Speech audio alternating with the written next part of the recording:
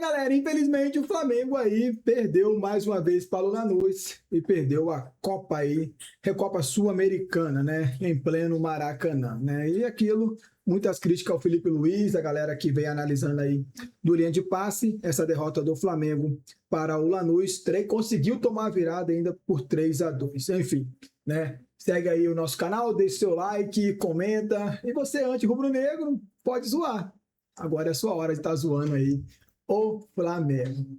Bora aqui acompanhar. Do ano passado na Sul-Americana. Vai deixando vivo, vai deixando vivo. Ou eu acho o gol ou eu levo pros pênaltis. Você tava nesse cenário aí no final do jogo, né? Ou eu acho o gol, eu levo pros pênaltis. Ou eu acho o gol, eu levo pros pênaltis. Achou o gol. E aí, quando achou o gol, tava acabando o jogo. Achou até outro. A história vai contar que o Lanús foi campeão da Sul-Americana ganhando 2 vezes do Flamengo. Exatamente. Por isso que eles se intitulam o maior clube de bairro do mundo, né? É verdade. É o 4º troféu internacional do Lanús, tá? Copa Conmebol, 2 Copas Sul-Americanas e agora uma Recopa em cima do Flamengo no Maracanã. Isso aí vai entrar para a história do clube, não é pouca coisa, não. Ano passado a gente já destacou para o Racing, só que o Racing é um clube gigante. Sim, é outra história. O Lanús é um clube de bairro. Para o Lanús ser campeão ganhando do Flamengo no Maracanã, meu amigo, isso aí, a noite lá em Lanús vai ser longa, não vai ser curta, não. Bom lembrar que é um Lanús que chega ao título da Recopa depois de ganhar a Sul-Americana em cima do Galo e ter eliminado previamente na competição o Fluminense. Sim. Também, né? Nesse mesmo Maracanã. Nesse mesmo Maracanã, né? Uma história muito parecida. Exatamente, exatamente.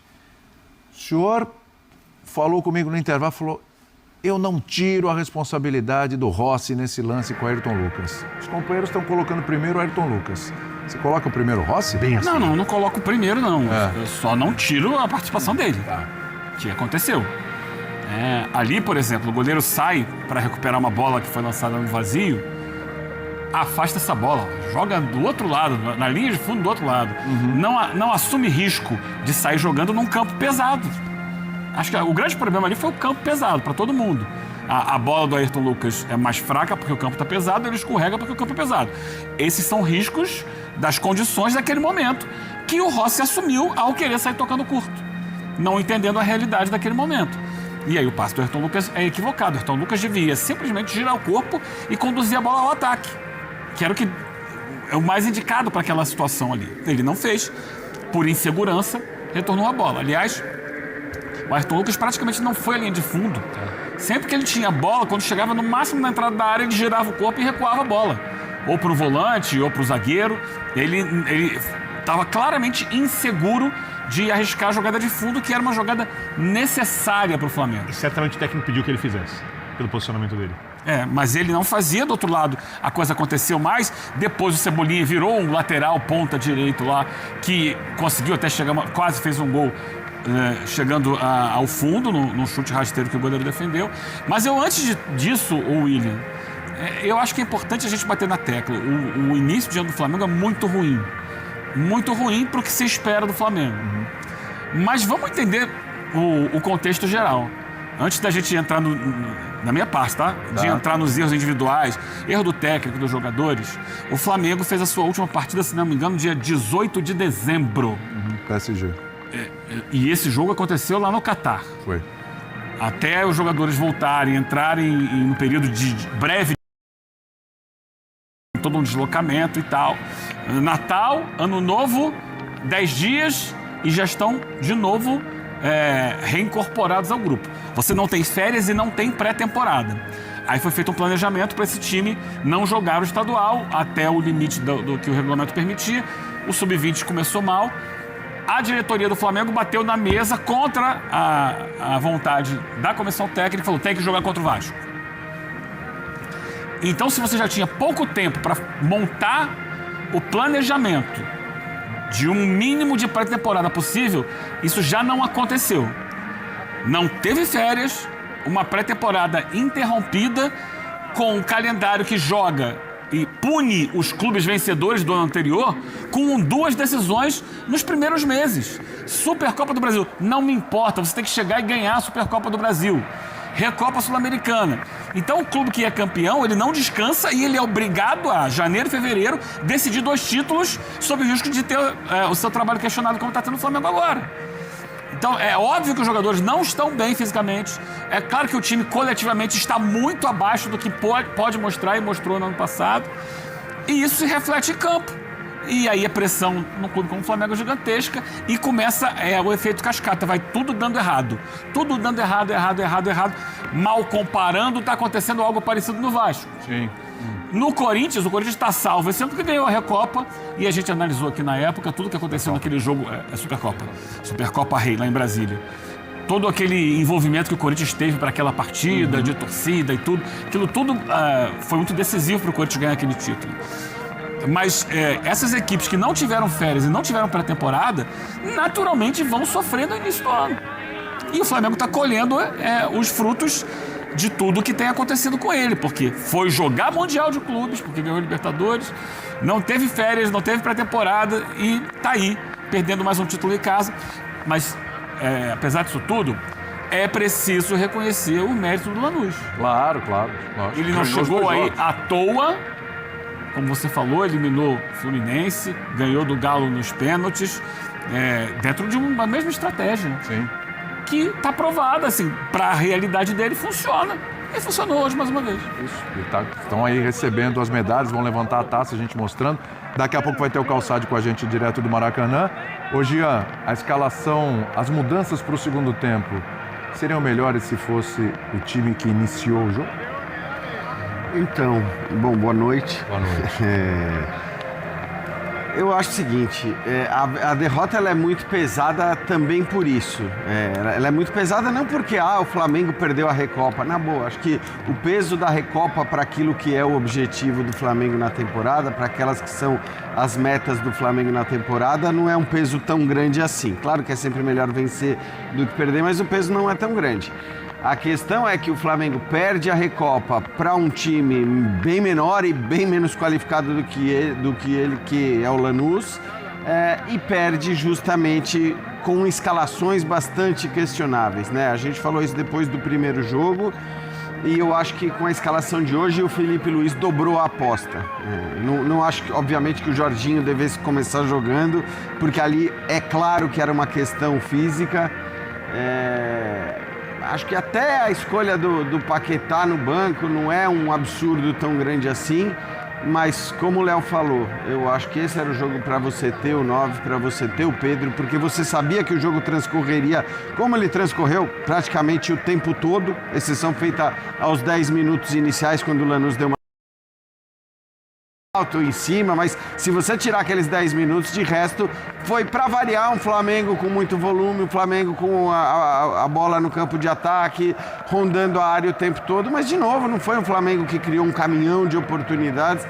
Acho que sim, possivelmente a entrada do Pedro desde o começo pudesse ser útil, e também o Cebolinha. A retirada do Cebolinha do time titular, aí eu acho que ela não se justifica. Você pode... Até não sei quem falou aqui sobre a necessidade, de repente, de dar uma mexida, de mudar, e eu entendo isso, mas assim, o Cebolinha não é o cara para você dar essa mexida. Acho que era outro que poderia ter começado jogando. Então, acho que todo mundo, quando viu a escalação ali, com o Paquetá no banco, com o Cebolinha no banco, com o Pedro no banco, estranhou e falou, olha, acho que falou não, mas o pensamento o Felipe Luiz está dobrando a aposta. A gente olha para o que foram as últimas manifestações da torcida. Uma pressão já grande em cima do time, chamado de time sem vergonha. Uma pressão já grande em cima do treinador.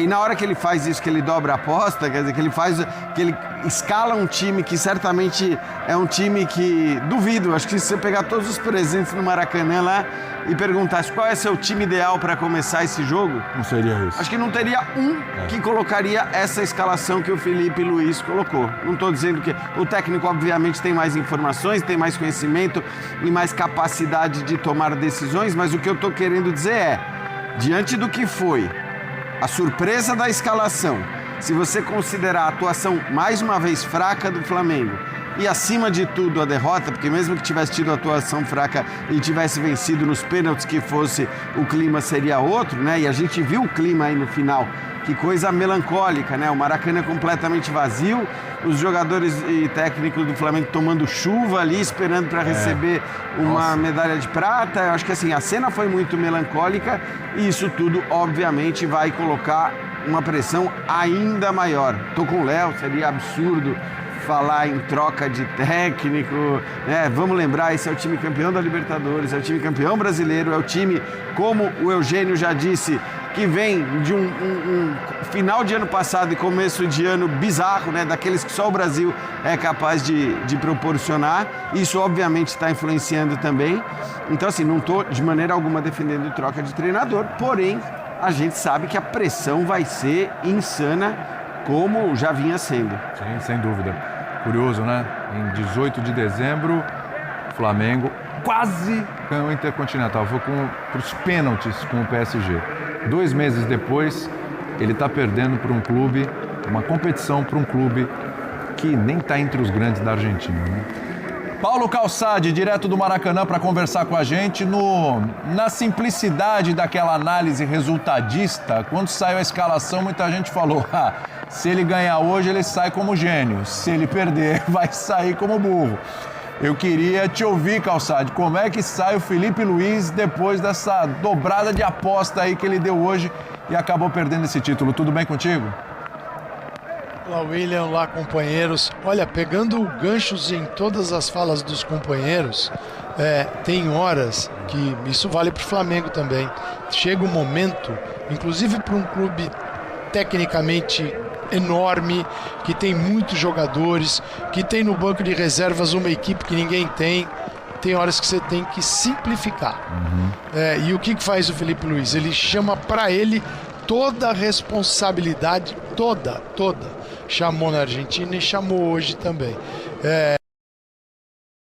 Não tem o Pedro, ele vai por uma equipe pensando no time que pode se associar, projetar os laterais, tudo bem, faz sentido. Não é que é uma loucura imaginar o Varela aproveitando o corredor, né, e o Plata por dentro, com o Carrascal, o Arrascaeta, mas o momento não é legal, o momento não é assim, tranquilo para que ele possa fazer todas essas variações. E ao fazê-las, ele diz: deixa comigo que eu resolvo, tá tudo na minha cabeça. E aí, cara, vem a voz da arquibancada, vem a voz de conselheiros, a voz de presidente, a voz de quem tá dentro, porque o Flamengo, com o nível que atingiu, criou a expectativa, e para mim esse é um grande problema, de que vai ganhar tudo. E time grande e time bom também tem problema. Também entra em fase ruim. E essa ideia de que o Flamengo é obrigado a ganhar todas as competições é um perigo. Mas ele vacila na Supercopa, jamais, tirando mérito de Corinthians e tirando mérito de Lanús aqui, tá? Jamais. Ele encontrou equipes bem constituídas e com uma ideia mais simples do que a dele e que fizeram todo sentido. O Lanús, cara, é o mesmo time da Argentina, é o mesmo time de hoje, tem dificuldades de trocar, não é que sobe o nível, mas mantém fisicamente a equipe ativa, mas cai um pouquinho a qualidade e leva numa boa. O final do jogo me surpreendeu, estou falando os últimos minutos da prorrogação, porque era um lateral direito que era um ponta, o Ayrton Lucas se arrastando, o Léo Pereira teve que sair, aí você tem, não, saiu o Danilo, o Léo ficou, porque aí vem o Ortiz, então é uma equipe toda fisicamente sem condição de se mandar para tentar resolver nesse finalzinho. Eu vi ali o Flamengo com uma postura que era: peraí, calma, vamos tentar, mas acima de tudo, se não der, tem os pênaltis. E o Flamengo toma um gol numa bola parada, num vacilo defensivo. E aí o Lanús foi gigante, tá? Canali e Esquerdós, cara, eles ganharam tudo por cima. E o Flamengo vacilou. É isso aí, mano. Então a mídia já criticando aí o Felipe Luiz, né, pelas escolhas, o próprio Flamengo, os jogadores, enfim, assim, perdeu, agora nada, entre aspas, né, presta, né, vamos assim dizer. Mas é manter os pés firmes no chão aí, que esse ano ainda o Flamengo vai dar a volta por cima e vai sair com muitos títulos ainda. Se inscreva no canal, deixa o seu like, tamo junto e é nóis. Valeu!